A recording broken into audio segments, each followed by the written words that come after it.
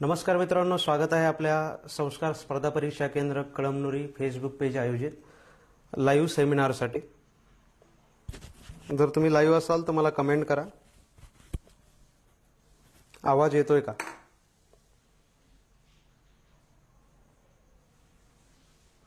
Hello, आवाज येतोय?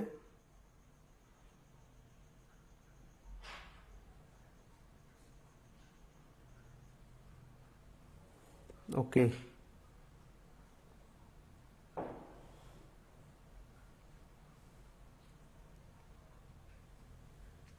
Hello, चला रिप्लाय द्या जर तुम्ही लाईव्ह असाल तर, म्हणजे आपल्याला आजचं जे सेशन आहे हे सुरू करता येईल।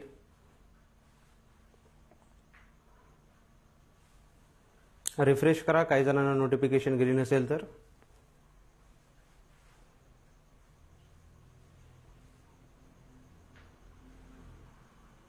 ओके,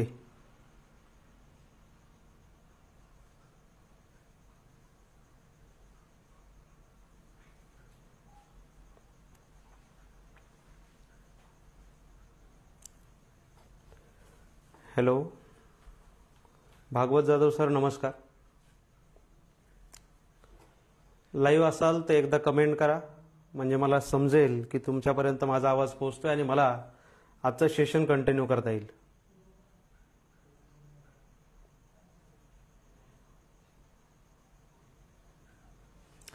पहा, संस्कार स्पर्धा परीक्षा केंद्र कळमनुरी भगवान मस्के सरांचे यांच्यातर्फे आयोजित या सेशनमध्ये आपला आजचा विषय आहे भूगोल विषय।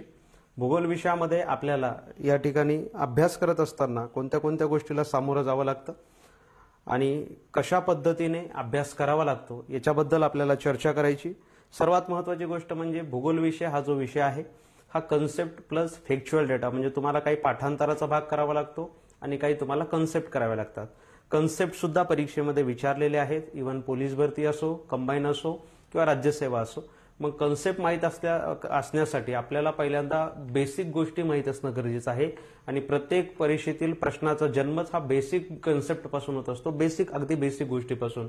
त्यामुळे तुम्ही जर पाहिलं तर प्रत्येक परीक्षेमध्ये तुम्हाला जेही प्रश्न येतात या प्रश्नांचा पाया जो आहे हा पाया आपल्याला अगदी 4थी 5वीच्या पुस्तकामध्येही पाहायला मिळतो। तर जुनी जर पुस्तकं पाहिले तुम्ही तर जुने 4थी 5वी 9वी 10वी आणि 11वी ही जी पुस्तकं आहेत ही पुस्तकं तुमच्यासाठी गरजेची आहेत। येणाऱ्या परीक्षेमध्ये याच पुस्तकातून तुम्हाला आणखी बरेचसे प्रश्न त्यामध्ये आढळून येतील।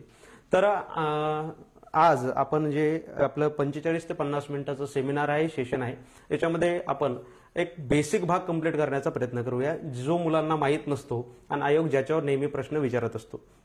भूगोल विषयामध्ये मुख्यतः 3 टप्पे पडतात: जगाचा, भारताचा आणि महाराष्ट्र। जगाचा भूगोल, भारताचा भूगोल यापेक्षा जास्त आपल्याला फोकस असतं महाराष्ट्राच्या भूगोलावर। त्यामुळे महाराष्ट्राचा भूगोल अभ्यासत असताना, महाराष्ट्राच्या भूगोलाची माहिती घेत असताना आपल्याला कुठल्या कुठल्या अडचणी येतात आणि त्या कशा पद्धतीने आपण फेस केल्या पाहिजे, अभ्यास कसा केला पाहिजे इथपासून तर बेसिक कन्सेप्ट कशा क्लिअर केल्या पाहिजे इथपर्यंत आपण सगळ्या गोष्टी अभ्यासणार आहोत। ज्या गोष्टी आपल्याला लक्षात राहत नाहीत त्या सुद्धा आपल्याला मॅप थ्रू लक्षात ठेवता येतात। मॅप थ्रू लक्षात ठेवता येतात म्हणजे काय, तर तुम्हाला आवाज येतोय मला व्यवस्थित? ओके, मॅप थ्रू तुम्हाला लक्षात ठेवता येतात। तुम्हाला मॅप माहीत असणं गरजेचं आहे। त्यामुळे महाराष्ट्राची आजची सुरुवात आपल्याला भूगोल विषयाची करत असताना महाराष्ट्राचा भूगोल सरांनी विषय सांगितला आणि त्याच्यामध्ये अगदी बेसिक पासून, म्हणजे ज्यावेळेस ऑफलाईनमध्ये मी दरवर्षी हे जे सेमिनार आपलं आहे तिथं कंडक्ट करत असतो, परंतु सध्या कोविडमुळे काही तिथं येणं शक्य नाही, त्यामुळे ऑनलाईन आपण हा सेमिनार कंडक्ट करत आहोत। पहा, आपल्याला आज महाराष्ट्राच्या भूगोलाबद्दल माहिती पाहिजे आहे। याच्यामध्ये सगळ्यात बेसिक म्हणजे महाराष्ट्र काय आहे, त्याचं स्थान, त्याचा विस्तार वगैरे ह्या बाबी याला आपण बेसिक, याला आपण सामान्य माहिती म्हणतो। महाराष्ट्राची सामान्य माहिती माहीत असणं गरजेचं आहे। मग सामान्य माहितीवरच अख्खा बाकी नंतर पुढचा जो आहे तो भूगोल विषय त्या ठिकाणी आधारलेला आहे किंवा महाराष्ट्राच्या या बेसिक माहितीवरच आयोग तुम्हाला प्रश्न विचारत असतं. मग बेसिक माहिती कोणती असते? स्थान, विस्तार, क्षेत्रफळ, त्याच्यानंतर महाराष्ट्राचा आकार वगैरे याच्या परीक्षेला प्रश्न विचारलेले आहेत. लोकसंख्यावर सुद्धा परीक्षेला प्रश्न विचारलेले आहेत. पहिल्यांदा आपण बेसिक माहिती बघूया आणि त्याच्यानंतर मी महाराष्ट्राच्या असे काही विभाग तुम्हाला सांगणार आहे, जे विभाग या लेक्चरमध्ये कव्हर केल्यानंतर तुम्ही जर पुस्तकामध्ये साधं जरी वाचलं तरी ते तुमच्या बरोबर लक्षात राहील. कारण अभ्यासत असताना काही ठिकाणी ट्रिक्स माहीत असणं सुद्धा गरजेचं आहे. फक्त मॅप जर आपल्याला व्यवस्थित आला तर त्या एका व्यवस्थित आलेल्या मॅपवरून आपण किती कन्सेप्ट लक्षात ठेवू शकतो, किती डेटा लक्षात ठेवू शकतो हे मी तुम्हाला दाखवून देणार आहे. पहा मित्रांनो, महाराष्ट्राचा नकाशा आपल्याला माहित आहे. महाराष्ट्र हा भारताचा एक अविभाज्य भाग असून महाराष्ट्र हे भारतातील एक महत्वाचं राज्य आहे. महाराष्ट्राचा विचार जर आपण करता, क्षेत्रफळाचा विचार करता, क्षेत्रफळानुसार महाराष्ट्राचा भारतामध्ये 3ऱ्या क्रमांकाचं सर्वात मोठं राज्य आहे, म्हणजे 3रा क्रमांक लागतो. तर लोकसंख्येचा विचार करता महाराष्ट्र जे आहे हे आपल्याला 2ऱ्या क्रमांकाचं सर्वात मोठं राज्य पाहायला मिळतं. मग क्षेत्रफळाचा विचार करता महाराष्ट्राचं क्षेत्रफळ, कमेंटमध्ये मी तुम्हाला विचारतोय महाराष्ट्राचं क्षेत्रफळ मला तुम्ही सांगायचंय, कमेंटमध्ये विचारतोय मी. कसं 2 वे कम्युनिकेशन जर झालं तर व्यवस्थित राहतं. महाराष्ट्राचं क्षेत्रफळ विचारतोय, कमेंट करा. नमस्कार अविनाश सर, भगवान मस्के सर, धन्यवाद. कमेंटमध्ये विचारतोय महाराष्ट्राचं क्षेत्रफळ. चला रिप्लाय द्या मला.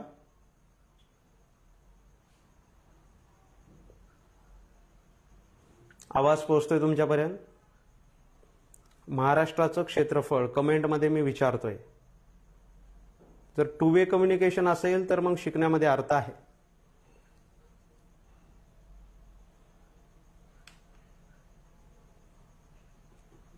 चला, बरेच जण लाईव्ह आहेत परंतु रिप्लाय देत नाहीयेत.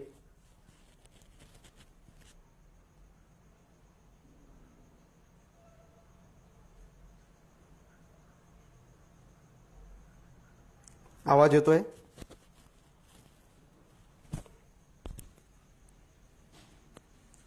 कमेंट झालं तर 2 वे कम्युनिकेशन होईल.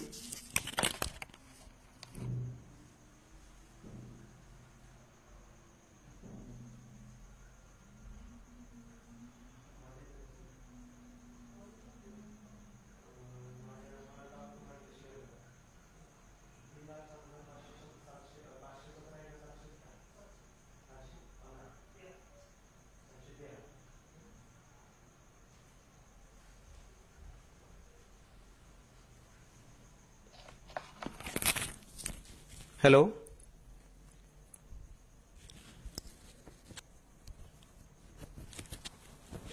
आवाज येतोय आपला?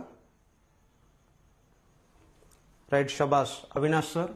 महाराष्ट्राचं क्षेत्रफळ आहे मित्रांनो 3,07,713. क्षेत्रफळ नेहमी कशामध्ये मोजत असतात? क्षेत्रफळ नेहमी चौरस किलोमीटरमध्ये मोजत असतात. कशामध्ये? चौरस किलोमीटरमध्ये. महाराष्ट्राचा अगदी विचार केला तर हे तर क्षेत्रफळ आणि त्याचा लोकसंख्येनुसार क्रमांक कॉमन आहे. परीक्षेला अनेक वारंवार प्रश्न आलेला आहे. आता सर्वात महत्वाचा प्रश्न परीक्षेला विचारला जातो, महाराष्ट्राचा विस्तार परीक्षेला विचारला जातो. महाराष्ट्राचा विस्तार 2 प्रकारे परीक्षेला विचारला जातो. एक तर विस्तार किलोमीटरमध्ये विचारला जातो, नाहीतर दुसरा विस्तार विचारला जातो अक्षांश आणि रेखांश, म्हणजे अक्षवृत्तीय व रेखावृत्तीय विस्तार विचारला जातो. 2 पद्धतीचा विस्तार असतो. एक तर किलोमीटरमध्ये म्हणजे त्याला लांबी रुंदी असं म्हणतो, अंतर, आणि दुसरं असतं अक्षवृत्त आणि रेखावृत्त. पैकी याच्यावर फोकस जरा जास्त केलं जातं. आता महाराष्ट्राचा विस्तार जर आपण पाहिला, पहिल्यांदा अक्षवृत्तीय विस्तार आपण पाहूया. अक्षवृत्त आणि रेखावृत्त म्हणजे काय, ही कन्सेप्ट आहे मित्रांनो. ही कन्सेप्ट युट्यूबवर माझा एक व्हिडिओ अवेलेबल आहे अक्षवृत्त आणि रेखावृत्तावर, तुम्ही तिथं जाऊन ते पाहू शकता. कारण मी नेहमी म्हणत असतो आपल्याला जिथे अडचण आली त्याचं सॉल्युशन घेतल्याशिवाय पुढे जायचं नसतं. मग इथे तुम्हाला अडचण येणारच आहे, अक्षवृत्त काय रेखावृत्त काय. आता हे मी सांगत बसलो तर आपला 1 तास याच्यामध्येच निघून जाईल. त्यामुळे अक्षवृत्त आणि रेखावृत्त हे जर तुम्हाला पाहायचं असेल युट्यूबवर माझं नाव जरी टाकलं तरी चालतं, जॉग्राफी बाय शिंगारे सर किंवा एसके एज्युकेशन टाका, तिथे तुम्हाला हे व्हिडिओज मिळून जातील. अक्षवृत्तीय विस्तार महाराष्ट्राचा आहे 15°44'. पहा, महाराष्ट्राचा अक्षवृत्तीय विस्तार 15°44'. उत्तर अक्षवृत्त ते इथून महाराष्ट्र सुरू होतो. अगदी उत्तरेकडे जाताना अति उत्तरेकडचं जे टोक आहे हे टोक आपल्याला पाहायला मिळतं 22°6'. उत्तर अक्षवृत्त इथपर्यंत महाराष्ट्राचा अक्षवृत्तीय विस्तार आपल्याला पाहायला मिळतो। रेखावृत्तीय विस्ताराचा विचार जर आपण केला तर रेखावृत्तीय विस्तार आपल्याला पाहायला मिळतो या ठिकाणी 72°36' पूर्व रेखावृत्त ते अतिपूर्वेकडचं टोक महाराष्ट्राचं ज्या रेखावृत्तावर आहे या रेखावृत्ताचं नाव आहे 80°54' पूर्व रेखावृत्त। याच्यावर मित्रांनो जवळपास 2012 पासून वेगवेगळ्या परीक्षेमध्ये अक्षवृत्त आणि रेखावृत्तावर साधारणतः 10 ते 12 प्रश्न तुम्हाला पाहायला मिळतात। मग अक्षवृत्त आणि रेखावृत्तीय विस्तार तुम्हाला माहित झाला।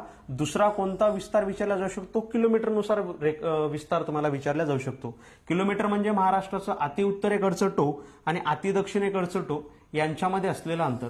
अति उत्तरेकडचं टोक आणि अति दक्षिणेकडचं टोक यांच्यामधलं अंतर म्हणजे किलोमीटरनुसार दक्षिणोत्तर विस्तार आणि अति पश्चिमेकडचं टोक आणि अति पूर्वेकडचं टोक यांच्यामध्ये असलेलं अंतर म्हणजे किलोमीटरनुसार पश्चिम पूर्व विस्तार। जर महाराष्ट्राचा दक्षिणोत्तर विस्तार पाहिला मित्रांनो तर हा साधारणतः 700 किलोमीटर एवढा पाहायला मिळतो। मग तुम्ही म्हणाल सर आम्ही ऐकलेलं आहे की महाराष्ट्राला 720 किलोमीटर लांबीची समुद्र किनारपट्टी लाभलेली आहे, तर ती समुद्र किनारपट्टी मित्रांनो ही आहे। आणि मग समुद्र किनारपट्टी जर दक्षिणोत्तर 720 असेल तर महाराष्ट्राचा जास्तीत जास्त विस्तार हा 720 पेक्षा जास्त असायला पाहिजे, परंतु समुद्र किनारपट्टी जी आहे ही मित्रांनो रिया प्रकारची किनारपट्टी आहे। त्याचबरोबर ही जी दंतूर किनारपट्टी आहे, दंतूर किनारपट्टी म्हणजे ठिकठिकाणी अशा पद्धतीने तुम्हाला आतमध्ये गेलेली किनाऱ्याचे भाग पाहायला मिळतात, त्यामुळे अंतर जे आहे हे अंतर आपल्याला वाढलेलं पाहायला मिळतं। मग दक्षिणोत्तर आहे 700 किलोमीटर आणि पश्चिम पूर्व आपण जर अंतर पाहिलं तर हे साधारणतः 800 किलोमीटर एवढं पाहायला मिळतं। पहा मित्रांनो, जर तुम्ही 9वीच्या पुस्तकामध्ये पाहिलं तर 9वीच्या पुस्तकामध्ये तुम्हाला महाराष्ट्राचं पश्चिम पूर्व अंतर हे 860 किलोमीटर दिलेलं आहे, परंतु हे जे अंतर आहे हे ॲव्हरेज आपण 800 काउंट करत असतो। 860 किलोमीटर हे जे अंतर आहे पाठ्यपुस्तकामध्ये ते चुकीचं आहे। तुम्हाला सर पाठ्यपुस्तकाला आपण चुकीचं ग्राह्य धरू शकतो का? तर हो, जर आयोगाच्या प्रश्नपत्रिका आणि पाठ्यपुस्तक या दोन्हीमध्ये जर कंपॅरिझन करायचं झालं तर आयोगाच्या प्रिव्हियस क्वेश्चनवर आपल्याला जास्त फोकस करावं लागतं, कारण ते ऑथेंटिक मानलं जातं पाठ्यपुस्तकाशिवाय। तर आयोगाच्या पुस्तकाचा आधार जर तुम्ही घेतला तर आयोगाच्या पुस्तकाच्या वेगवेगळ्या प्रश्नांवरून असं दिसून येतं की पश्चिम पूर्व जे अंतर आहे हे अंतर आपल्याला 800 किलोमीटर एवढं पाहायला मिळतं। चला पुढचा महत्वाचा भाग, हे झालं अंतर म्हणजे विस्तार झाला। त्याच्यानंतर महाराष्ट्राच्या सीमा। सीमा म्हणजे बॉर्डर। महाराष्ट्राच्या सीमा दोन पद्धतीच्या असतात मित्रांनो, एक असतात नैसर्गिक सीमा आणि दुसऱ्या असतात सागरी सीमा। पहिली असते नैसर्गिक आणि दुसरी असते सागरी सीमा। नैसर्गिक सीमा म्हणजे काय? निसर्गानं महाराष्ट्राच्या बाजूला कोणत्या कोणत्या ठिकाणी निसर्गानं महाराष्ट्राची सरहद तयार केली, महाराष्ट्राची बॉर्डर तयार केली, त्या झाल्या महाराष्ट्राच्या नैसर्गिक सीमा। आणि दुसऱ्या सीमा असतात मित्रांनो महाराष्ट्राच्या, ज्याला आपण राजकीय सीमा म्हणत असतो। राजकीय भाग इथं झाला नैसर्गिक सीमेचा, सागरी सीमा हा भाग झाला, परंतु दुसरा एक प्रकार आहे सीमेचा, हे 1 नंबर देतोय, आणि दुसरा आहे सागरी सीमा, दुसरा आहे राजकीय सीमा। राजकीय नैसर्गिक सीमेचाच एक भाग आहे सागरी सीमा, परंतु नैसर्गिक सीमा आणि सागरी सीमा याच्याबद्दल चर्चा करायची। आणि राजकीय सीमा जी आहे, कुठले कुठले राज्य महाराष्ट्राच्या बॉर्डरला लागून आहेत या दोन्हीवरही आयोगानं प्रश्न विचारलेले। पहा, ही जी माहिती आहे ही बेसिक माहिती आहे, अगदी सामान्य माहिती। तुम्ही स्पर्धा परीक्षा द्या किंवा नका देऊ, महाराष्ट्रामध्ये राहताय म्हणून आपल्याला महाराष्ट्राबद्दल कमीत कमी एवढी तरी माहिती माहीत असणं गरजेचं आहे। पहा, आता पहिल्यांदा आपण नैसर्गिक सीमेकडे। जर नैसर्गिक सीमेवर तुम्ही जर महाराष्ट्राची पाहिली तर महाराष्ट्राच्या अतिदक्षिणेला आपल्याला 2 नद्या पाहायला मिळतात। एक नदी पश्चिम दिशेला वाहा जाते म्हणजे पश्चिम वाहिनी नदी आहे, या पश्चिम वाहिनी नदीचं नाव आहे तेरेखोल नदी। लक्ष द्या, महाराष्ट्राची नैसर्गिक सीमा सांगतोय तेरेखोल नदी। आणि एक आहे पूर्ववाहिनी नदी, या पूर्ववाहिनी नदीचं नाव आहे हिरण्यकेशी नदी। कोणती नदी? हिरण्यकेशी नदी, जी कृष्णा नदीची उपनदी आहे। क्लिअर? मग महाराष्ट्राची दक्षिण सीमा निर्धारित कोण करतं? 2 नद्या करतात। पहिली नदी आहे तेरेखोल नदी, दुसरी नदी आहे हिरण्यकेशी नदी। या 2 नद्या महाराष्ट्राची दक्षिण सीमा निर्धारित करतात। आता दक्षिण सीमा झाल्यानंतर आता आपण अशा घड्याळाच्या काटानुसार जाऊया। महाराष्ट्राची पश्चिम सीमा जर पाहिली तर ही आहे सागरी सीमा, आणि या सागरी सीमेवर जो नैसर्गिक घटक आहे, निसर्गानं तय केलेली बॉर्डर आहे, हा आहे अरबी समुद्र। मग अरबी समुद्र जो आहे, हा अरबी समुद्र महाराष्ट्राची कोणती सीमा निर्धारित करतो? तर अरबी समुद्र महाराष्ट्राची पश्चिम सीमा निर्धारित करतो। दक्षिणेला तेरेखोल नदी आणि हिरण्यकेशी नदी, पश्चिमेला अरबी समुद्र। इथे या वायव्येला हा महाराष्ट्राचा वायव्य भाग आहे, वायव्येला महाराष्ट्राच्या तुम्ही आलात तर या ठिकाणी एक नदी आहे, नदीचं नाव आहे तेरेखोल नदी. तेरेखोल नदी काय करते तर तेरेखोल नदी महाराष्ट्राची वायव्य सरहद तय करते, वायव्य भाग इथे निर्धारित करते. नैसर्गिक सीमा पाहत आहोत, निसर्गाचा असलेलं बॉर्डर. सर्वात दक्षिणेला तेरेखोल हिरण्यकेशी, त्याच्यानंतर पश्चिमेला अरबी समुद्र, त्याच्यानंतर वायव्येला इथे जर आपण पाहिलं उत्तरेला दमनगंगा नदी आहे.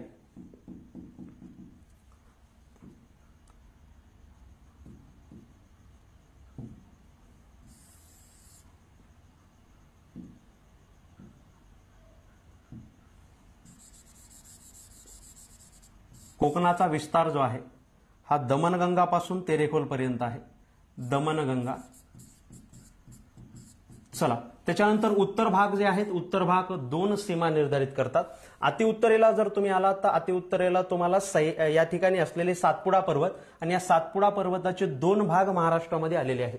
अतिउत्तरेला जो मध्य प्रदेश राज्यामध्ये सातपुडा पर्वत आहे, या सातपुडा पर्वताचे 2 भाग हे महाराष्ट्रामध्ये आलेले आहेत. एक आहे या ठिकाणी नंदुरबारमध्ये तोरणमाळ डोंगररांग. पहा, नंदुरबारमध्ये आहे तोरणमाळ डोंगररांग आणि या ठिकाणी अमरावतीमध्ये जर तुम्ही आलात तर अमरावतीमध्ये आहे गाविलगडच्या टेकड्या.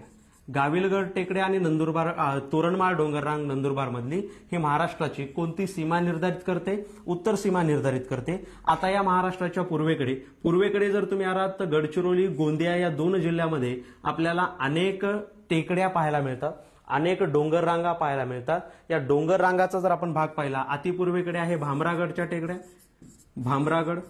त्याच्यानंतर इथं आहे सुरजागड, इथं आहे दरकेसा.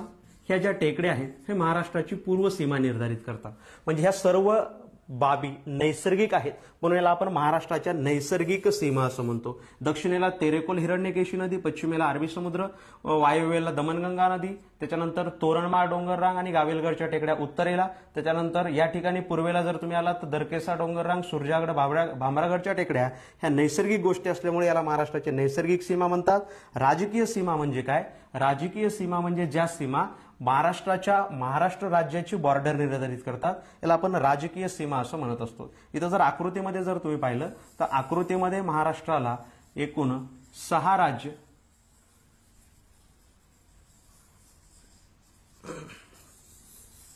पहा, हे साधारणतः महाराष्ट्र आहे. आकृतीमध्ये जर तुम्ही पाहताय तर महाराष्ट्राला एकूण 6 राज्य व एका केंद्रशासित प्रदेशाची सीमा लागून आहे. 6 राज्य आणि 1 केंद्रशासित प्रदेश. मग कुठली 6 राज्य आहेत? 6 राज्यामध्ये पहिलं राज्य आहे मित्रांनो गुजरात. लक्ष द्या, 6 राज्यामध्ये पहिलं राज्य आहे गुजरात. दुसरं राज्य जर आपण पाहिलं तर अतिउत्तरेकडे आहे मध्य प्रदेश, ज्याला आपण एमपी असं म्हणतो, मध्य प्रदेश. 6 राज्य. 1 केंद्रशासित प्रदेश याच ठिकाणी आहे. या केंद्रशासित प्रदेशाचं नाव जर तुम्ही पुस्तकात पाहिलं तर दादर नगर हवेली दिलेलं असेल, परंतु या केंद्रशासित प्रदेशाचं नाव दमन व दीव आणि दादर नगर हवेली असं करण्यात आलेलं आहे. कारण 2 केंद्रशासित प्रदेश जे होते, जर तुम्ही व्यवस्थित पाहिलं, भारताचा नकाशा पाहिला तर तुम्हाला एक अशा पद्धतीची एक आकृती दिसून येईल. या आकृतीमध्ये इथे दमन व दीव हा केंद्रशासित प्रदेश आहे, तर या ठिकाणी आहे दादर नगर हवेली. दादर नगर हवेली. परंतु सध्या दमन व दीव, आता दमन आणि दीव याच्यामध्येही फरक आहे. दमन व दीव दोन्ही इथे नाहीत मित्रांनो. दीव आहे या ठिकाणी, दीव जे बेट आहे ते आहे या ठिकाणी आणि दमनचा भाग होता या ठिकाणी. त्यामुळे दमन हे दादर नगर हवेलीच्या जवळ असल्यामुळे दादर नगर हवेली व दमन व दीव हा एकत्रित भाग काउंट केला जातो केंद्रशासित प्रदेश म्हणून. मग महाराष्ट्र राज्याला एका केंद्रशासित प्रदेशाची सीमा लागून आहे, त्याचं नाव आहे दमन व दीव आणि दादर नगर हवेली. मुख्यतः दादर नगर हवेलीच या ठिकाणी आहे, दीव या ठिकाणी आहे आणि दमन याच्या उत्तरेला आहे. परंतु दमन व दीव हे 2 केंद्रशासित प्रदेश पूर्वी एकत्र, म्हणजे हे जे 2 ठिकाण आहेत यांचा मिळून केंद्रशासित प्रदेश होता दमन व दीव. आता दादर नगर हवेली तिथे ऍड केला म्हणून दमन दीव व दादर नगर हवेली हा केंद्रशासित प्रदेश आपल्याला पाहायला मिळतो.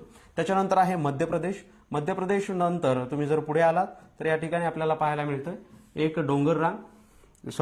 एक जिल्हा, त्या जिल्ह्याचं नाव आहे गोंदिया जिल्हा. आणि गोंदिया जिल्ह्याच्या पश्चिमेला आणि पूर्वेला 2 वेगवेगळे राज्य आहेत. इथे आहे मध्य प्रदेश आणि या ठिकाणी आहे छत्तीसगड राज्य. कोणतं राज्य? छत्तीसगड नावाचं राज्य. छत्तीसगड राज्याचा भाग जर आपण पाहिला तर छत्तीसगड राज्याला केवळ 2च जिल्हे लागून आहेत. याच्यावरही परीक्षेला प्रश्न येऊन गेलेला आहे. छत्तीसगड राज्य जसं तुम्ही क्रॉस केलं, या ठिकाणी गडचिरोली राज्याची सीमा ही छत्तीसगडला आहे. त्याच्यानंतर एक राज्य आपल्याला पाहायला मिळतं, राज्याचं नाव आहे तेलंगणा. 2014 नंतर तेलंगणा राज्याला सीमा महाराष्ट्राची लागून होती, म्हणजे आहे. आणि 2014च्या पूर्वीचा जर एखादा प्रश्न तुम्ही पाहत असेल तर तिथं तुम्हाला आंध्र प्रदेश राज्य दिसेल, परंतु आंध्र प्रदेश राज्याचं इथं विभाजन झालेलं आहे. पूर्वी आंध्र प्रदेश राज्याची सीमा महाराष्ट्राला लागून होती.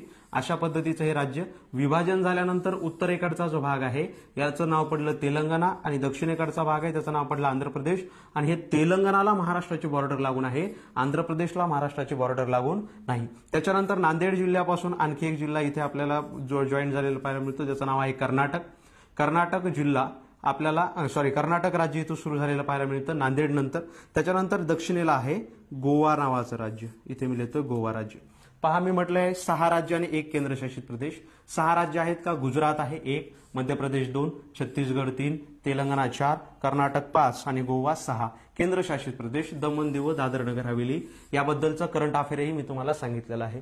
हे झाली महाराष्ट्राची राजकीय सीमा. ही झाली अगदी साधी बेसिक ओळख. आणि या ओळखेवरून आपल्याला काय लक्षात ठेवायचंय?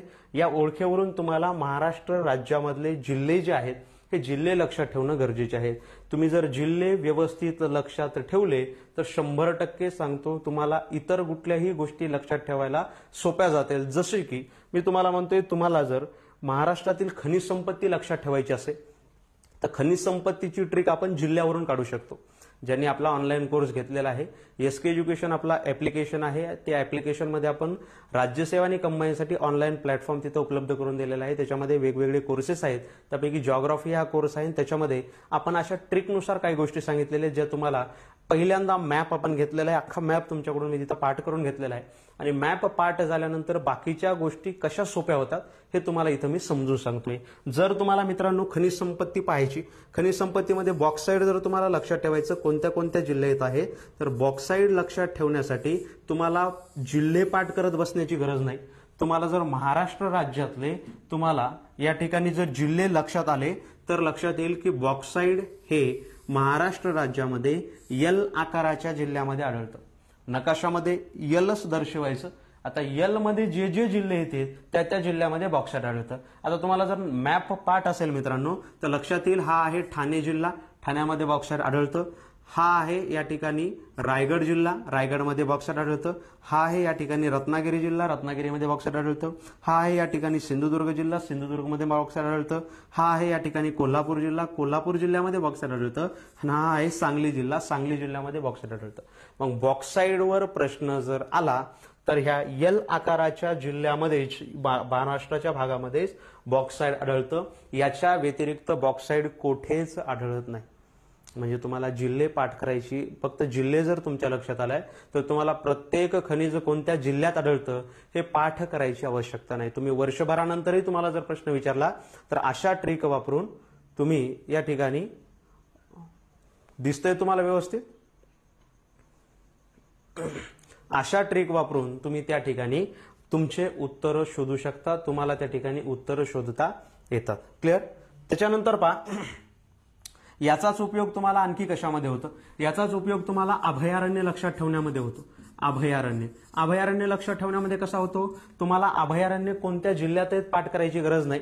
पूर्ण जर जिल्हे पाठ झाले तर एक ब्लँक मॅप घ्यायचा आणि 3 ते 4 वेळा काय करायचं, प्रत्येक मॅपमध्ये प्रत्येक जिल्ह्यामध्ये त्या जिल्ह्यातली अभयारण्य रेकॉर्डून टाकायची. एकदा तुमच्या पहिल्यांदा लिहित असताना तुमच्या काहीच लक्षात राहणार नाही. दुसऱ्यांदाही पाहून लिहा, तिसऱ्यांदाही पाहून लिहा. चौथ्या वेळेस मात्र मनानं थोडंफार लिहिण्याचा प्रयत्न करा. 5व्या वेळेसही मनानं लिहिण्याचा प्रयत्न करा. सापडत नाही तर परत पाहून लिहा. 6व्या वेळेसही तसं लिहा. मी गॅरंटी देतो 7व्या वेळेस तुम्हाला अख्खे अभयारण्य जिल्ह्यासहित पाठ झालेले असतील. हे कशावरून होतं? हे तुम्ही ज्यावेळेस महाराष्ट्राची बेसिक माहिती लक्षात ठेवतात, बेसिक म्हणजे अगदी बेसिक, यामध्ये तुम्हाला केवळ आणि केवळ काय लक्षात ठेवायचंय? महाराष्ट्राचं स्ट्रक्चर लक्षात ठेवायचे की नेमका महाराष्ट्र आहे काय. महाराष्ट्रातले जिल्हे ज्यावेळेस मित्रांनो तुम्ही लक्षात ठेवाल, महाराष्ट्रातले जिल्हे तुम्ही लक्षात ठेवल्यानंतर तुम्हाला बाकीच्या सगळ्याही गोष्टी लक्षात राहतील. म्हणजे जर आपण पाहिलं, आताच मी सांगितलं की एल आकाराच्या जिल्ह्यामध्ये तुम्हाला काय आढळतं तर एल आकाराच्या जिल्ह्यामध्ये बॉक्साईट आढळतं. आता आणखी एक उदाहरण देतो आणि पुढे सरकतो. जर तुम्हाला लोह खनिज लक्षात ठेवायचं असेल मित्रांनो, पहा, जर तुम्हाला लोह खनिज लक्षात ठेवायचं असेल, काही करायचं नाही. लोह खनिजासाठी दोन गोष्टी लक्षात ठेवायच्या. लोह खनिज महाराष्ट्रामध्ये या ठिकाणी आढळतं एल आकाराच्या जिल्ह्यामध्ये आणि या ठिकाणी आढळतं यू आकाराच्या जिल्ह्यामध्ये. दोन शब्द लक्षात ठेवायचे. लोह खनिज कोठे आढळतं? लोह खनिज आढळतं एल आकाराच्या जिल्ह्यामध्ये, लोह खनिज आढळतं यू आकाराच्या जिल्ह्यामध्ये. बस हे एवढे दोनच शब्द लक्षात ठेवले, एल आणि यू, हे दोन शब्द तुमचं अख्खं लोह खनिज असणारे जिल्हे कव्हर करतात. पाहूयात कोणते कोणते जिल्हे. इथे पहा, अभ्यास करत असताना व्यवस्थित इथे लक्ष द्यायचे. पहिला आहे रायगड जिल्हा, लोह खनिज आढळतं. त्याच्यानंतर आहे रत्नागिरी जिल्हा, लोह खनिज आढळतं. त्याच्यानंतर आहे सिंधुदुर्ग जिल्हा, लोह खनिज आढळतं. त्याच्यानंतर इथे आहे कोल्हापूर जिल्हा, लोह खनिज आढळतं. आता अतिपूर्वेकडे जर तुम्ही आलात तर इथे आहे नागपूर जिल्हा, लोह खनिज आढळतं. कारण आपण इथे काय केलेलं आहे, इथे यू आकारामध्ये दर्शवलेलं आहे. नागपूर जिल्ह्यामध्ये लोह खनिज आढळतं. इथे या तुम्ही, इथे आहे चंद्रपूर जिल्हा, लोह खनिज आढळतं. इथे या गडचिरोली जिल्हा, लोह खनिज आढळतं. इथे आलात तर तुम्ही गोंदिया जिल्हा, लोह खनिज आढळतं. समजते सगळ्यांना? छोट्या छोट्या ट्रिक तुमच्या इथे कव्हर होतात. तुम्हाला फक्त काय लक्षात पाहिजे, तुम्हाला तुमचा मॅप लक्षात पाहिजे, तुम्हाला तुमचे जिल्हे माहीत पाहिजे, नेमके जिल्हे आहेत कुठं. ह्या छोट्या गोष्टी तुमच्या येणाऱ्या परीक्षेमध्ये मार्क कव्हर करत असतात. पहा मित्रांनो, तुम्हाला इथे एक एक मार्क कलेक्ट करायचा आहे. तुम्ही किती कुठेही बसला असाल तर फक्त मार्क कसा मिळतो याच्याकडे प्रयत्न करा. बऱ्याच वेळा असं होतं की आपल्याकडे भरपूर काही असतं साधनं, परंतु आपलं ऑब्झर्वेशन नसल्यामुळे आपण ते सोडून देतो. तुम्ही जर बसस्टँडला उभे आहात, बसस्टँडला उभे असताना तुम्ही जर पाहिलं तर बसस्टँडच्या अवतीभोवती बऱ्याच शासनाच्या योजना, राज्य शासनाच्या लावलेल्या असतात. बाहेर कुठे एखादं फलक असतं, तिथे एखादी अचिव्हमेंट लावलेली असते, सर्वात स्वच्छ राज्याचा दर्जा किंवा सर्वात स्वच्छ शहराचा दर्जा वगैरे वगैरे. या छोट्या छोट्या गोष्टी जर तुम्ही तुमच्या कॅमेऱ्यामध्ये कॅप्चर करत गेलात, तुमच्या या कॅमेऱ्यामध्ये म्हणतो मी, तर तुमचे छोटे छोटे जे कटणारे मार्क आहेत तेही मार्क तिथे कव्हर होऊन जातात. बरोबर आहे? चला येऊया आता पुढच्या भागाकडे. मी पूर्ण जिल्हे तुमच्याकडून पाठ करून घेणार होतो, तर घेऊया आपण जिल्हे पाहूया आणि त्याच्यानंतर आपण पाहूया या जिल्ह्यांना लागून असलेल्या राजकीय सीमा, कोणते कोणते जिल्हे कोणत्या कोणत्या ठिकाणी लागून आहेत. थोडंसं तुम्हाला जे नवीन आहेत त्यांना थोडंसं अवघड जाईल, कारण वेळ कमी आहे. ज्यावेळेस ऑफलाईन मी कळमनुरीला येईल आपल्या संस्कार स्पर्धा परीक्षा केंद्रामध्ये, त्यावेळेस मात्र आपण डिटेल पूर्ण भाग हा अभ्यासूया किंवा याच्या व्यतिरिक्त बराचसा भाग अभ्यासूया. आपण जिल्ह्याचा विचार करता तर महाराष्ट्रामध्ये मित्रांनो आहे 36 जिल्हे आणि हे 36 जिल्हे आहेत एकूण 6 प्रशासकीय विभागामध्ये. कशामध्ये? 6 प्रशासकीय विभागामध्ये. मला एकदा रिप्लाय द्या, मला सांगा माझा आवाज व्यवस्थित पोहोचतोय का तुमच्याकडे. मॅप क्लिअर दिसत नसेल तर आपण दुसरं काहीतरी घेऊया. एकदा रिप्लायमध्ये कळू द्या मला की व्यवस्थित दिसतं का.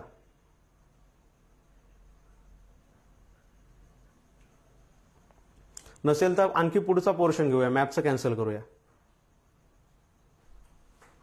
किशोर सर धन्यवाद.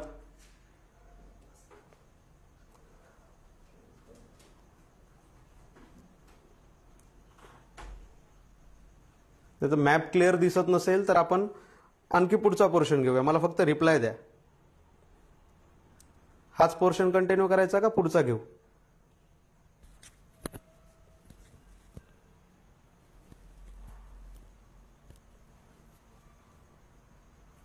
जिल्हे कंटिन्यू करायचे का पुढची माहिती सांगू? फक्त मला रिप्लाय द्या, कारण थोडंसं मला वाटतं ब्लर दिसत असेल.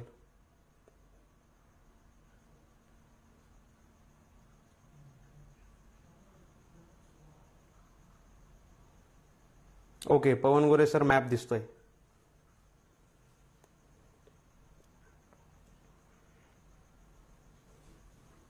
ठीक आहे, जिल्ह्याची सैर करूया आपण. जिल्हे जर तुमच्या लक्षात आले तर पुढचा भाग तुम्हाला व्यवस्थित समजेल. नसेल तर आपण प्राकृतिक रचनेकडे वळूया. धन्यवाद सर. ओके, जिल्हे करतोय, कंप्लीट करू. ठीक आहे, पहा मित्रांनो, महाराष्ट्राचा विचार करता आताच आपण पाहिलं 36 जिल्हे आहेत आणि ते 6 प्रशासकीय विभागामध्ये आहेत.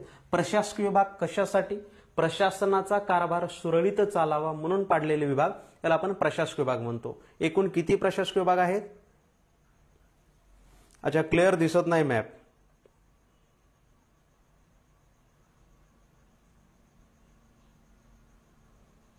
अविनाश खत्रे सर, हे इतक्या कमी वेळामध्ये तरी एक्सप्लेन करता येणार नाही. हवेचा दाब म्हणजे काय हे समजून सांगायला मला अर्धा ते पाऊण तास लागेल.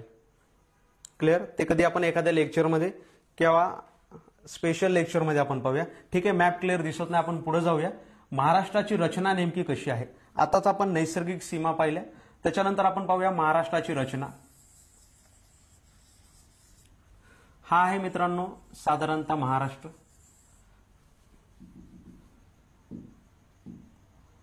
पहा,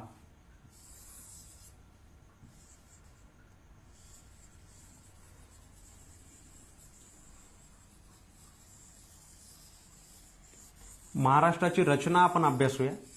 एखाद्या पुढच्या लेक्चरमध्ये तुमचे मॅप मी क्लिअर करून टाके. थोडंसं सेटिंगचा प्रॉब्लेम आहे, त्यामुळे क्लॅरिटी व्यवस्थित येत नसावी. क्लिअर? चलो लक्ष द्या. महाराष्ट्राची रचना, आपण महाराष्ट्राची प्राकृतिक रचना अभ्यासूया. प्राकृतिक रचना म्हणजे काय? निसर्गाने महाराष्ट्राला कसे बनवले. प्रकृती म्हणजे निसर्ग, निसर्गाने महाराष्ट्राला कसे बनवले ही रचना अभ्यासाने म्हणजेच प्राकृतिक रचना अभ्यास नाही. तुम्ही रामदेव बाबाची ऍड पाहिली असेल, प्रकृती जैसी शुद्धता हमारी पहचान. प्रकृती म्हणजे निसर्ग. मग महाराष्ट्र निसर्गामध्ये निसर्ग महाराष्ट्रामध्ये कोणत्या कोणत्या स्वरूपात अस्तित्वात आहे याला म्हणायचं आपण प्राकृतिक रचना, प्रकृतीने मांडलेली रचना. पहा, महाराष्ट्राच्या प्राकृतिक रचनेचा विचार जर आपण केला तर महाराष्ट्रामध्ये निसर्गाची 3 रूपे आपल्याला आढळतात. निसर्ग महाराष्ट्रामध्ये 3 रूपांमध्ये आढळून येतं. पहिलं रूप जर तुम्ही जर पाहिलं तर या ठिकाणी एक पर्वत आहे मित्रांनो, सह्याद्री पर्वत. पर्वत म्हणजे काय? उंचवट्याचा असा भाग जो तीव्र चढ आणि तीव्र उतार असून वरच्या भागाला निमुळता होत जातो. लक्षात घ्या, पर्वत म्हणजे काय? अगदी बेसिक, मी तेच म्हणत असतो तुम्हाला ह्या बेसिक व्याख्या कुठे मिळतील मित्रांनो? ह्या पाठ्यपुस्तकामध्ये मिळत असतात. त्यामुळे ज्यांनी पाठ्यपुस्तकं वाचलीत नाहीत, मी असं म्हणेल की ती म्हणजे स्पर्धा परीक्षेच्या स्पर्धेमध्ये सुद्धा नाहीत, पाठ्यपुस्तकं वाचत चला. पर्वत आणि पठारामध्ये काय फरक आहे तेही सांगतो. पर्वत म्हणजे काय? असा उंच आणि सखल भाग, उंचवट्याचा आणि सखल असलेला भाग, ज्याचा वरचा जो भाग आहे हा निमुळता होत जातो, याला आपण पर्वत असं म्हणतो, उंच असलेला भाग. आणि ह्या सह्याद्री पर्वतामुळे मित्रांनो महाराष्ट्राचं 3 भागामध्ये रूपांतर केलं जातं किंवा 3 भागामध्ये सह्याद्री पर्वतामुळे महाराष्ट्राचं रूपांतर होतं. पर्वत म्हणजे काय याची व्याख्या तुम्हाला सांगितली. सह्याद्री पर्वतामुळे महाराष्ट्राचे 3 भाग पडतात. 3 रूपे मी म्हटले निसर्गाचे महाराष्ट्रामध्ये आढळून येतात. तर ते विभागतं कोण? तर ते स्वतः एक पर्वत विभागतो ज्याचं नाव आहे सह्याद्री पर्वत. सह्याद्री पर्वतामुळे महाराष्ट्राचे 3 भाग पडतात. पहिला जो भाग आहे सह्याद्री पर्वताच्या पश्चिमेचा, याला आपण म्हणूया कोकण. लक्ष द्या, कोकण, सह्याद्री पर्वताच्या पश्चिमेचा भाग. आणि सह्याद्री पर्वताच्या पूर्वेचा जो भाग आहे याला म्हणायचं आपण महाराष्ट्र पठार. कोणतं पठार? महाराष्ट्र पठार. ही महाराष्ट्राची प्राकृतिक रचना आहे. प्रकृतीनं असं महाराष्ट्राला बनवलेलं आहे. पश्चिमेकडचा भाग जर तुम्ही पाहिला तर पश्चिमेकडच्या भागाला हा पूर्णतः समुद्र किनारपट्टीचा भाग लागून आहे. इथे समुद्र किनारा लागून आहे. समुद्र किनारा लागून असलेला भाग याला म्हणायचं कोकण. त्याच्या पूर्वेला जर तुम्ही आलात इथे आहे सह्याद्री पर्वत. त्याच्या पूर्वेला जर तुम्ही आलात तर इथे आहे महाराष्ट्र पठाराचा भाग. आता पठार म्हणजे काय? पठाराची व्याख्या अगदी साधी सोपी सिंपल आहे मित्रांनो. पठार म्हणजे असा उंचवट्याचा भाग मित्रांनो ज्याला तीव्र चढ आहे, जो सलग आहे आणि परत तीव्र उतार आहे. पठाराची व्याख्या काय आहे?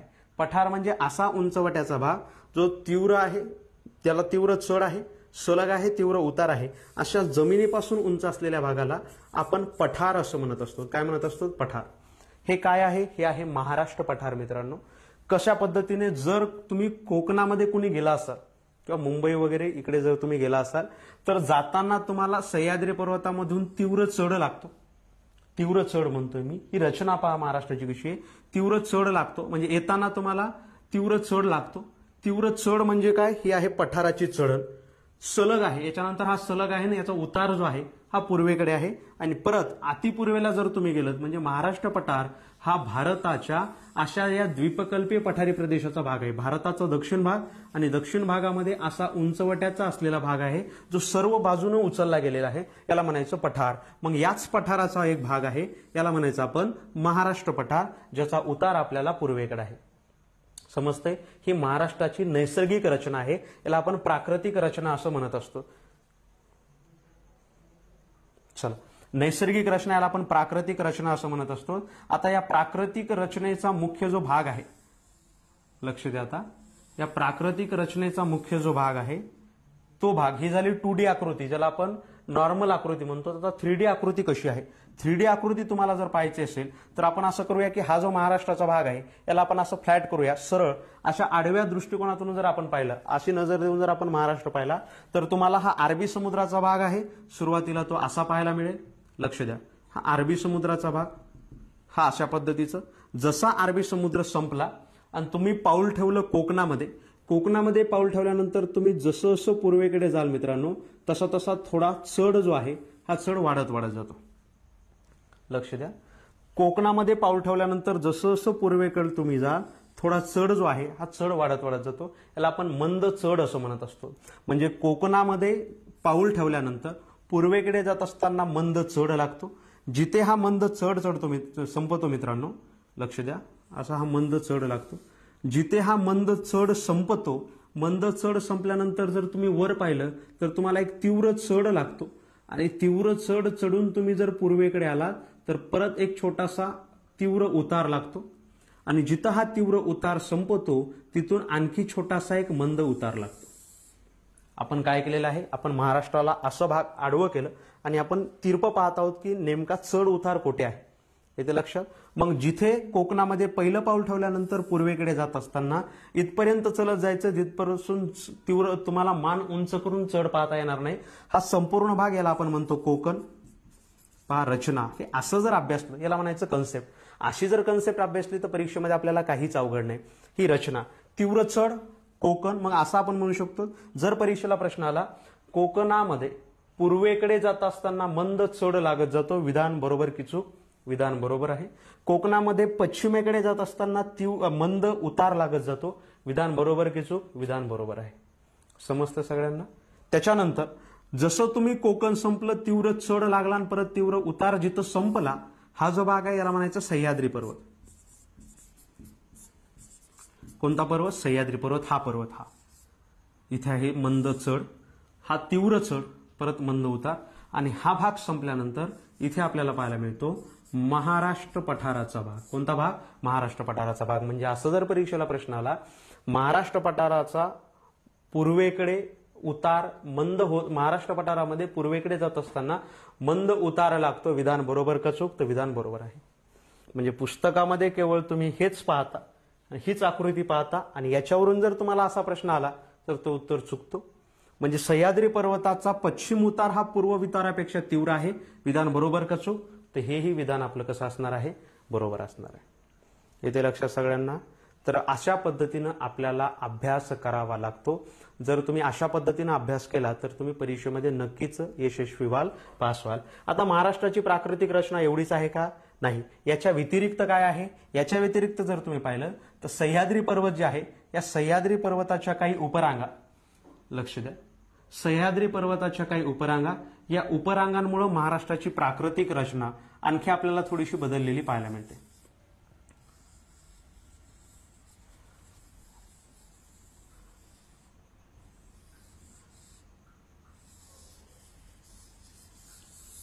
हा आहे महाराष्ट्र,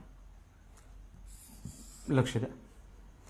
त्याच्यानंतर आताच आपण पाहिलं महाराष्ट्राची प्राकृतिक रचना. या प्राकृतिक रचनेमध्ये दोन महत्वाच्या गोष्टी आपण पाहिल्या, तीन महत्वाच्या गोष्टी पाहिल्या. चढ उतार कशा पद्धतीनं आहे, पूर्वेकडून पश्चिमेकडे जात असताना आणि पश्चिमेकडून पूर्वेकडे जात असताना नेमकं कशा पद्धतीनं बदल होत जातो. आता त्याच्यानंतर हा जो सह्याद्री पर्वत आहे, या सह्याद्री पर्वताच्या उपरांगांमुळे महाराष्ट्राची प्राकृतिक रचना आणखी बदलत जाते. सह्याद्री पर्वताच्या 3 उपरांगा ज्यांचा विस्तार आपल्याला महाराष्ट्र पठारावर पाहायला मिळतो. पहिली उपरांग आहे, या उपरांगेचं नाव आहे सातमाळा अजिंठा रांग. लक्षात घ्या, सातमाळा अजिंठा रांग. आता पहा, इथेही बरेच जण कन्फ्युज होतात. जर सातमाळा अजिंठा रांग तुम्हाला विचारलेली आहे तर जर दोन्ही रांगेपेक्षा सर्वात उत्तरेला रांग कोणती आहे असा जर प्रश्न आला तर तुम्ही इथे कन्फ्यूज होऊ शकतात. त्यामुळे आकृती काढत असताना आपलं जर परफेक्शन असेल, उगा काढायची म्हणून काढायची नाही. मी पहा कशी काढली, मी अशी आकृती काढलेली आहे. याच्यामध्ये असं दिसतं की ही जी सातमाळा रांग आहे, ही सातमाळा रांग थोडीशी दक्षिणेला आहे आणि उत्तरेला ही जी रांग आहे, अजिंठा रांग थोडीशी उत्तरेला आहे. मग जर तुम्हाला सातमाळा अजिंठा जर दोन्ही रांगांपैकी उत्तरेला जर कोणती रांग विचारली तर तुमचं उत्तर आपोआप आलं पाहिजे अजिंठा उपरांग. बरोबर आहे. अशा एक व्हिडिओ मला वाटतं माझा युट्यूबवर आहे. बरेचसे व्हिडिओ आपण युट्यूबवर विद्यार्थ्यांना अवेलेबल करून दिलेले आहेत. जे मुलं नवीन आहेत त्यांनी टेलिग्राम चॅनलला माझ्या जर भेट दिली तर तुम्हाला तिथं आणखीन बऱ्याच व्हिडिओच्या लिंक पाहायला मिळतील, ज्याच्यामध्ये तुमचे कन्सेप्ट जे आहेत ह्या क्लिअर होतील. टेलिग्राम चॅनलचं नाव लिहून घ्या, @ टाकायचं, geography by Shingare sir, GEOGRAPHY, geography by Shingare sir. ह्या जर टेलिग्राम चॅनलला तुम्ही जर भेट दिली तर त्याच्यामध्ये बरेचसे असे व्हिडिओ आहेत जे व्हिडिओ तुम्हाला फ्री टू अवेलेबल करून दिलेले आहेत. त्याच्यामध्ये तुम्ही तुमच्या आणखी काही कन्सेप्ट असतात ते तिथं तुम्ही ते क्लिअर करू शकता. टेलिग्रामवर जा, जिओग्राफी बाय शिंगारे सर नाव टाका, त्याच्यामध्ये तुम्हाला जॉईनचं ऑप्शन मिळेल, तिथं जॉईन होऊन जा. तिथं तुमच्या बरेचसे व्हिडिओ आहेत जे तुम्हाला तिथं पाहायला मिळतील.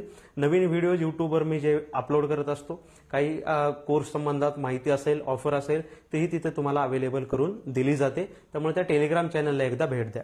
SK एज्युकेशन नावाचं आपलं युट्यूब चॅनल आहे, त्या चॅनलला एकदा भेट द्या, तिथे तुम्हाला बरीचशी माहिती पाहायला मिळेल. सातमाळा अजिंठाच्या दक्षिणेला जर तुम्ही आलात तर या ठिकाणी आहे हरिश्चंद्र बालाघाट डोंगररांग, हरिश्चंद्र बालाघाट डोंगररांग, आणि त्याच्यानंतर त्याच्या दक्षिणेला आहे महादेव डोंगररांग. आपण महाराष्ट्राची प्राकृतिक रचना बघतोय. प्राकृतिक रचना केवळ 3च घटकाबद्दल संबंधित आहे का? नाही. सह्याद्री पर्वताच्या या उपरांगा आहेत. भाग तर सह्याद्री पर्वताचाच, परंतु उपरांगा आहेत सातमाळा अजिंठा, हरिश्चंद्र बालाघाट आणि महादेव डोंगररांग. सह्याद्री पर्वत मित्रांनो महाराष्ट्रातील मुख्य जलविभाजक म्हणून ओळखला जातो. मुख्य जलविभाजक. जलविभाजक म्हणजे काय? सह्याद्री पर्वतामुळे महाराष्ट्रामध्ये जलविभाजकाची कन्सेप्ट पहिल्यांदा सांगतो. जलविभाजक म्हणजे असा उंचवट्याचा भाग, ज्या उंचवट्याच्या भागामुळे पूर्ववाहिनी, पश्चिम वाहिनी, हे झालं सह्याद्री पर्वताबाबत. आता जलविभाजक म्हणजे काय? असा उंचवट्याचा भाग, जो उंचवट्याचा भाग 2 नदीच्या पात्रांना वेगळं करण्याचं काम करतो. 2 नद्या ज्या आहेत यांच्या पात्रांना वेगळं करण्याचं काम करतो. अशा उंचवट्याच्या भागाला आपण जलविभाजक म्हणत असतो. सह्याद्री पर्वतामुळे महाराष्ट्रामध्ये पूर्ववाहिनी आणि पश्चिम वाहिनी या 2 नद्यांची खोरी, 2 नद्यांची पात्र वेगळी झालेली पाहायला मिळतात. आणि सह्याद्री पर्वताच्या उपरांगामुळे सुद्धा अनेक पूर्ववाहिनी नद्यांची पात्र वेगळी झालेली आपल्याला पाहायला मिळतात. त्यामुळे अभ्यास करत असताना आपल्याला याही गोष्टीकडे लक्ष देणं गरजेचं आहे की कोणत्या उपरांगेमुळे कोणत्या पद्धतीचं पात्र नदीखोरं वेगळं झालेलं आहे.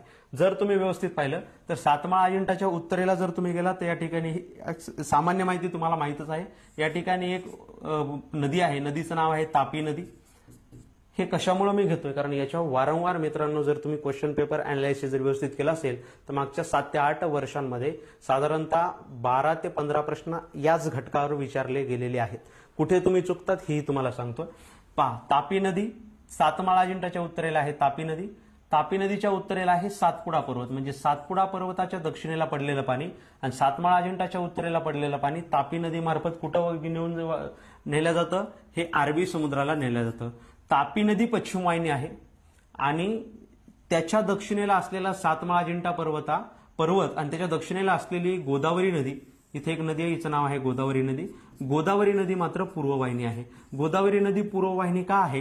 कारण तापी नदीच्या दक्षिणेला सह्याद्री पर्वताची सुरुवात होते.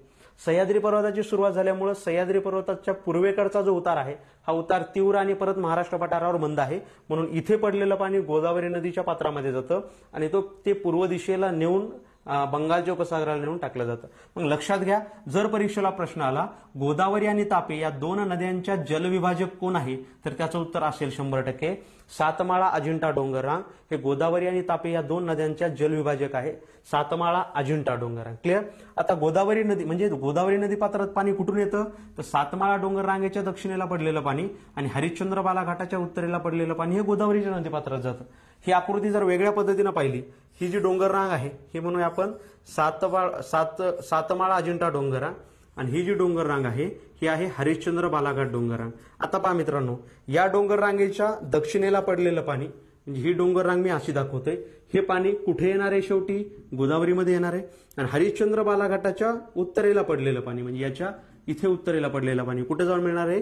गोदावरीला मिळणार आहे. आणि गोदावरी नदीमार्फत हे पाणी समुद्राला नेऊन जमा केलं जातं. नदी आहे काय? नदीची व्याख्या काय? नदी व्याख्या म्हणजे नदीची व्याख्या आपल्याला अशी करता येते, जलचक्राचा असा अविभाज्य भाग जो भाग पाण्याचे वहन जमिनीकडून समुद्राकडे वाहत नेतो याला आपण नदी असं म्हणत असतो. अगदी बेसिक आणि साध्या कन्सेप्ट आहेत. तर हे आपल्याला जलविभाजक पाहायला मिळतात. हरिश्चंद्र बालाघाटाच्या दक्षिणेला आहे भीमा नावाची नदी. कोणती नदी? भीमा नदी. मग मी जर म्हटलं की गोदावरी आणि भीमा यांना वेगळं करण्याचं काम हरिश्चंद्र बालाघाट डोंगररांग करते, विधान बरोबर. असंही मी म्हटलं की हरिश्चंद्र बालाघाट डोंगररांगेमुळे भीमा आणि गोदावरी नदी खोरे वेगळी झालेली, हे उत्तर बरोबर आहे. आणि भीमा गोदावरीचा जलविभाजक कोण आहे असं म्हटलं तरी त्याचं उत्तर हरिश्चंद्र बालाघाट आहे. पण परीक्षेला एक प्रश्न असा विचारला होता की हरिश्चंद्र बालाघाट डोंगर रांगेच्या दक्षिणेला व उत्तरेला अनुक्रमे रिकामी जागा व रिकामी जागा नदीची खोरे आहेत. हरिश्चंद्र बालाघाट डोंगर रांगेच्या दक्षिणेला व उत्तरेला अनुक्रमे, हा शब्द इथं महत्वाचा ठरतो. अनुक्रमे साधा आपण परीक्षेला वाचतो, प्रश्न सोपा दिसतो, टिक करून जातो. आपण वाचल्यानंतर आपल्याला लगेच लक्षात येतं की काय येते? गोदावरी आणि भीमा. बरोबर आहे. ऑप्शन ए असं होतं, गोदावरी भीमा, गोदावरी व भीमा. ऑप्शन बी होतं भीमा गोदावरी. मुलांना मला तुमच्याकडून उत्तर हवंय, 2 वे कम्युनिकेशन झालं पाहिजे. याचं ऑप्शन काय असणार आहे? या दोन्हीपैकी ऑप्शन काय असणार आहे? म्हणजे उत्तर कोणतं बरोबर असणार आहे? रिप्लाय द्या मला. उत्तर कोणतं बरोबर असणार आहे? रिप्लाय द्या लवकर. राहुल सर म्हणतायत 1 नंबर. बर, आणखी कोणी?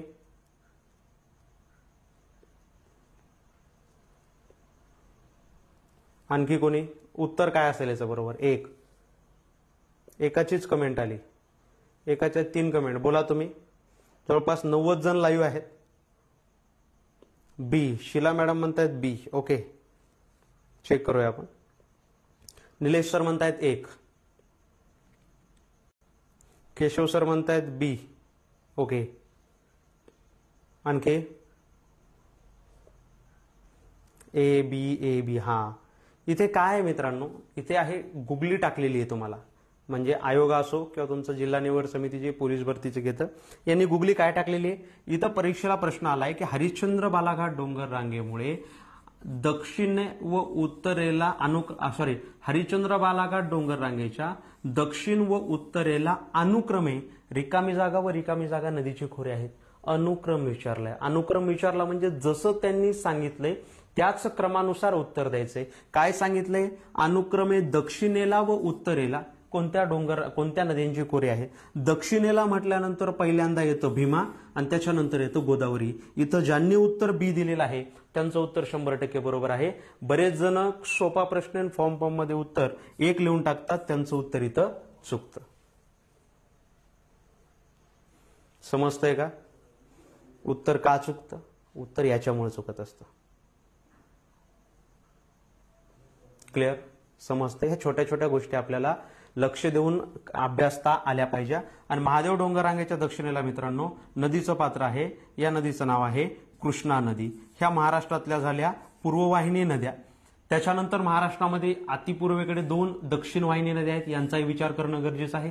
याच्यामध्ये पहिली नदी आहे तिचं नाव आहे वैनगंगा नदी. याच्यामध्ये दुसरी नदी आहे जिचं नाव आहे वर्धा नदी. वैनगंगा वर्धा या महाराष्ट्रातल्या दक्षिण वाहिनी नद्या आहेत. 2 नद्यांचा संगम होतो चपराळा या ठिकाणी. पुन्हा इथे आहे प्राणहिता नदी. आता ह्या 2 नद्या कशा आहेत? दक्षिण वाहिनी.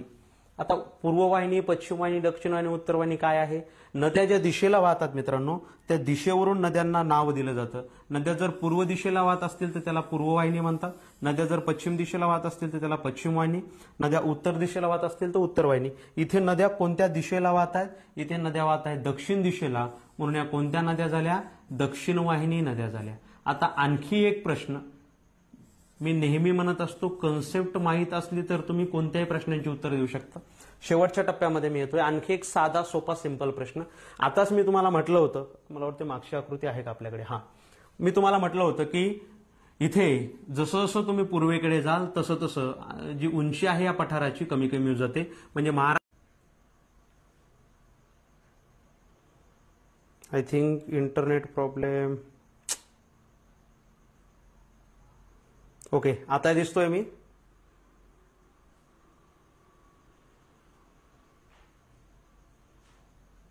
दिसतोय का आता? कनेक्टिव्हिटी प्रॉब्लेम होता थोडासा इंटरनेटचा. ओके, ठीक आहे. हे एकदा मुद्दा क्लिअर करतो. आताच मी तुम्हाला सांगितलं होतं की महाराष्ट्र पठाराचा उतार पूर्वेला आहे. जर परीक्षेला प्रश्न आला की पूर्व महाराष्ट्रामध्ये महाराष्ट्र पठाराचा उतार हा दक्षिण दिशेला आहे. लक्ष द्या, पूर्व महाराष्ट्रामध्ये महाराष्ट्र पठाराचा उतार म्हणजे या पूर्व महाराष्ट्रामध्ये महाराष्ट्र पठाराचा उतार दक्षिण दिशेला आहे. विधान बरोबर की चूक? पूर्व महाराष्ट्रामध्ये महाराष्ट्र पठाराचा उतार दक्षिणेला आहे. विधान बरोबर की चूक? उत्तर द्या.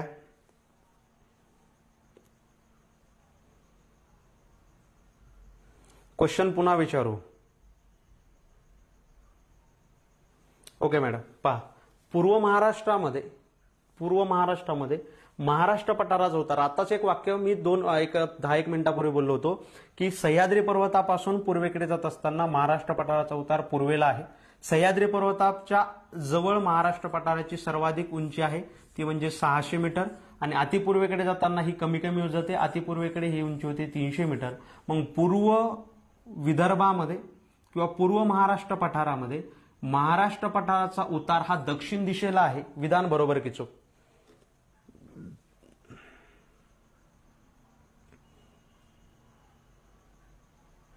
विधान बरोबर की चूक? शाबास, 100% विधान बरोबर आहे. आता हे कुठल्याच पुस्तकामध्ये असं दिलेलं नाही. तुम्ही कोणत्याच पुस्तकामध्ये मला एखादी लाईन सांगा की तिथं दिलेलं असेल. कोणत्याच पुस्तकात दिलं नाही. ते उत्तर आलं कुठून? ते उत्तर आलं या नदी प्रणालीच्या लॉजिकवरून.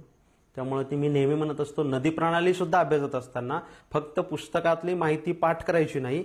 मस्त एक कागद घ्यायचा, पेन घ्यायची आणि त्याच्यावर वही रेखाटून घ्यायची. पूर्ववाहिनी कोणत्या, म्हणजे पूर्वकडून येणाऱ्या, तिच्या उजव्या किनाऱ्यावरून कोणत्या, डाव्या किनाऱ्यावरून कोणत्या उपनद्या आहेत, कोणत्या उपनद्यांच्या उपनद्या आहेत, या सगळ्या गोष्टी जर तुम्ही केल्या तर तुम्हाला तिथं प्रश्न सोडवता येतो. इथं जर तुम्हाला विचारलं, आता नदी प्रणालीचा टॉपिक तुम्ही इथं लिंक करू शकता. ज्या अर्थानं वर्धा आणि वैनगंगा ह्या दक्षिण दिशेला वाहत जातात, याचाच अर्थ पूर्व विदर्भामध्ये म्हणा किंवा पूर्व महाराष्ट्र पठारामध्ये म्हणा, उतार जो आहे हा उतार कोणत्या दिशेला आहे? उतार आहे मित्रांनो दक्षिण दिशेला. कोणत्या दिशेला आहे उतार? दक्षिण दिशेला. समजते सगळ्यांना? ठीक आहे, समजतंय? तर आज तुमचा भरपूर वेळ घेतला. मस्के सरांनी 2-4 दिवसापूर्वी कॉल केला होता की एक सर सेमिनार, जसं नेहमी मी ऑफलाईन तिथं सेमिनारला जात असतो आपल्या कळमनुरीला संस्कार स्पर्धा परीक्षा केंद्रामध्ये, परंतु कोरोनाच्या याच्यामुळे काही ऑफलाईन जाऊ शकलो नाही. त्यामुळे ऑनलाईन सरांनी संधी दिली सेवा करण्याची. त्यामुळे सरांचा मी इथं आभार व्यक्त करतो. आणि आजच्या या सेशनमध्ये, सेमिनारमध्ये आज आपण इथं थांबूया. नंतर नक्कीच जर वेळ मिळाला तर आणखी एखादा सेमिनार आपण ठेवूया. थोडीशी कनेक्टिव्हिटी प्रॉब्लेम आणि डिस्प्लेचा प्रॉब्लेममुळे तुम्हाला तेवढी क्वालिटी मिळाली नसेल जेवढी युट्यूबला आपली मिळत असते. असो, काही हरकत नाही. पुढच्या वेळेस नक्कीच आपण आणखी याच्यामध्ये डिस्प्लेच्या याच्यामध्ये तरी शक्य होईल तेवढं मी डिजिटलवरच घेण्याचा प्रयत्न केला. तर तुम्हाला काही क्वेश्चन वगैरे असतील तर तुम्ही डायरेक्टली माझ्याशी कॉन्टॅक्ट करू शकता. आपलं टेलिग्राम चॅनेलही तुम्ही जॉईन करू शकता, ज्याच्यामध्ये तुम्हाला जर काही प्रश्न असतील तर तुम्ही तिथून मला डायरेक्टली कॉन्टॅक्ट करून विचारू शकता. असो, तर आज आपण या ठिकाणी इथं थांबतोय. आपलं टेलिग्राम चॅनल आहे, लिंक तुम्ही जॉईन करू शकता. @geography by Shengare sir. Telegram चॅनलची लिंक नंतर मी डिस्क्रिप्शनमध्ये इथे टाकेलच. तर आज आपण इथं थांबतोय. राहिलेला भाग आपण धन्यवाद मस्के सर. राहिलेला भाग जो आहे आपण एखाद्या नंतरच्या सेशनमध्ये आपण कंप्लीट करूया. आज इथं थांबतोय. धन्यवाद.